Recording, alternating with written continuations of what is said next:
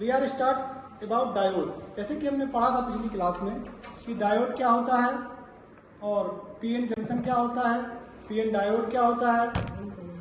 तो अब पढ़ेंगे अपन कि डायोड कितने प्रकार के होते हैं। पीएन जंक्शन अपन ने बहुत अच्छे से पढ़ लिया, पीएन डायोड अच्छे से पढ़ लिया। अब इन पीएन डायोड से बाकी कितने प्रकार के डायोड बनाए जा सकते हैं उसके बारे में पढ़ेंगे।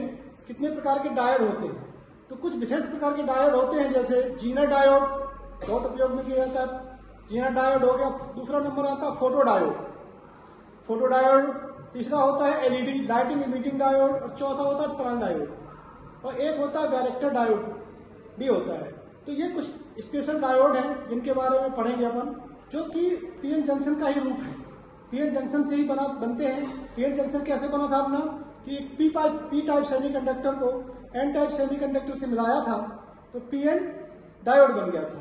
और पी टाइप सेमीकंडक्टर कैसे बना था कि जब सिलिकॉन को, प्योर सेमीकंडक्टर को अपन ने क्या किया था, फास्फोरस के साथ मिलाया तो P junction N type semiconductor बन गया था। और जब सिलिकॉन को एल्यूमिनियम के साथ मिलाया था तो पी टाइप सेमीकंडक्टर बना था। और फिर पी को और एन को आपस में मिला दिया था तो पीएन जंक्शन और पीएन डायोड बन गया था। अब ये विशेष प्रकार के डायोड है, जैसे जीनर डायोड। जीनर डायोड क्या होता है, ये पीएन जंक्शन का ही एक रूप है, पीएन डायोड का ये एक रूप है, पर इसको हमेशा रिवर्स बाइस में लगाया जाता है। इसको कैसे लगाते हैं, रिवर्स बाइस में लगाते हैं और फॉरवर्ड बाइस में ये काम नहीं करता है। जीनर डायोड फॉरवर्ड बाइस में काम नहीं करता है, इसको रिवर्स बाइस में लगाते हैं।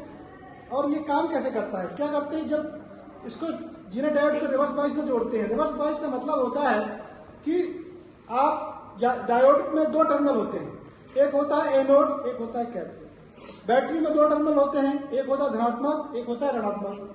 तो जब जीनर डायोड के एनोड को बैटरी के ऋणात्मक टर्मिनल से जोड़ते हैं और जीनर डायोड के कैथोड को बैटरी के धनात्मक टर्मिनल से जोड़ते हैं तो यह रिवर्स बाइस कनेक्शन हो जाता है।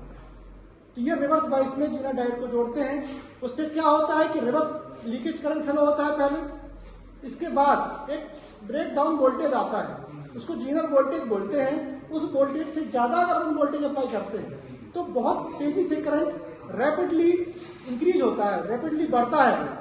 इसको बोलते हैं जीनर ब्रेकडाउन, मतलब डायोड का ये ब्रेकडाउन हो गया। एक साथ बहुत से इलेक्ट्रॉन और होल आपस में टूटते हैं, बैरियर वोल्टेज टूट जाता है और ये ब्रेकडाउन होता है, इसको बोलते हैं जीनर ब्रेकडाउन। तो जीनर ब्रेकडाउन का उपयोग कहाँ करते हैं, जीनर डायोड का उपयोग कहाँ करते हैं, वोल्टेज स्टेबलाइजर के रूप में।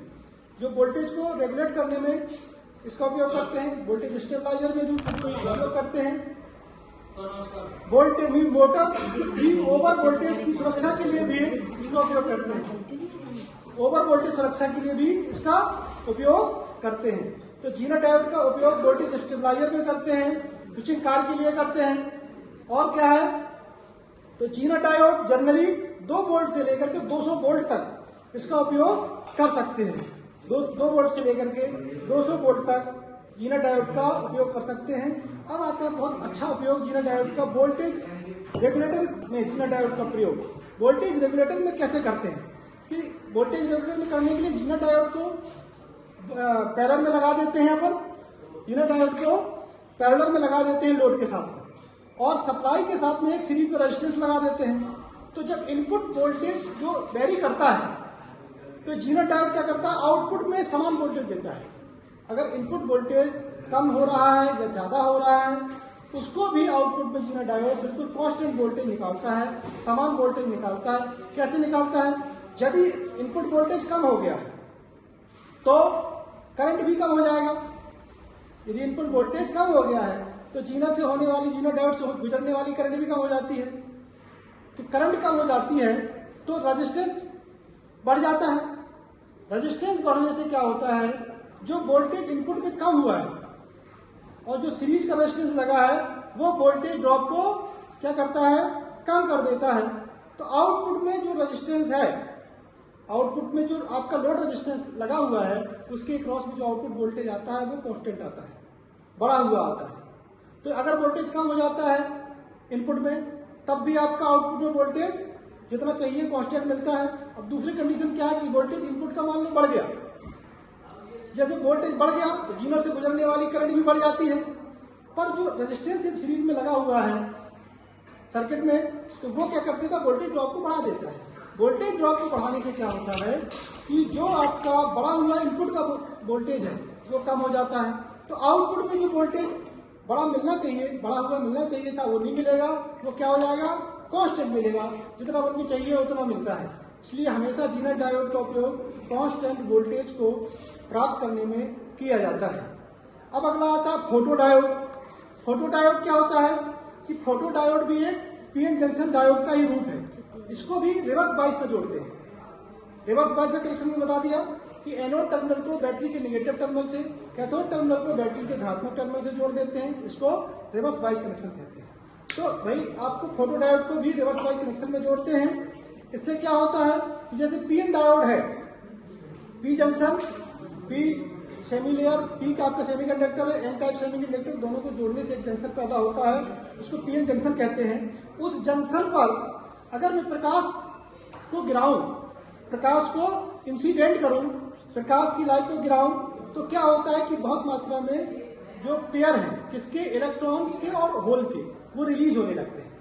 वो जो रिलीज होते हैं, वो जैसे रिलीज होते हैं वैसे करंट फ्लो होने लगता है, मतलब लाइट निकलने लगती है। उसको बोलते हैं लाइट इमिटिंग डायोड।